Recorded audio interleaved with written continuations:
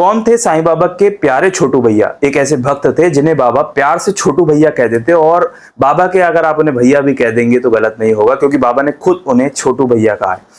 ये भक्त की कहानी है जिनका नाम है कृष्ण राव नारायण पारुलकर। पारुलकर जी जो थे वो हरदा के रहने वाले थे, और वो बाबा के दर्शन करने के लिए हरदा से शिरडी आया करते थे।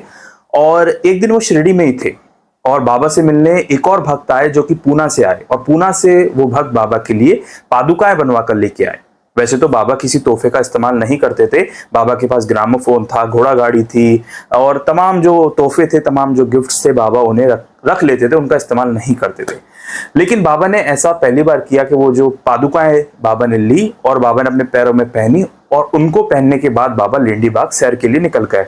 सब भक्त देख के हैरान थे, क्योंकि बाबा ने पहली बार किसी तोहफे को पूरी तरीके से स्वीकार किया था।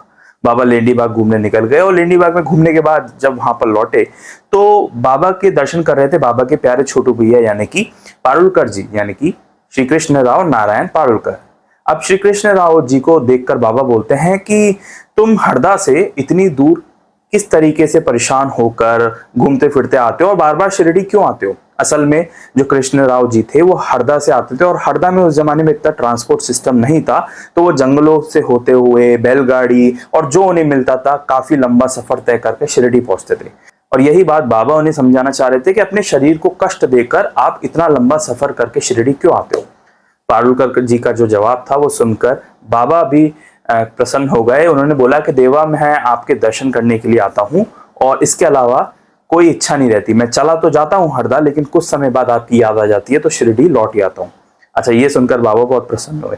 बाबा ने कहा बस इतनी सी बात। इतना कहते ही बाबा ने अपने पैरों से वो पादुकाएं निकाली और कहा कि ये रख लो, और अब जाओ हरदा, और लौट के जल्दी मत आना, आराम से आना, क्योंकि ये मान लेना कि ये पादुकाएं मैंने तुमको दे दी हैं, और इसी वजह से इन पादुकाओं की पूजा करना। ये पादुकाएं नहीं है, सिर्फ ये समझना कि मैं भी तुम्हारे साथ हरदा पहुंच गया हूं।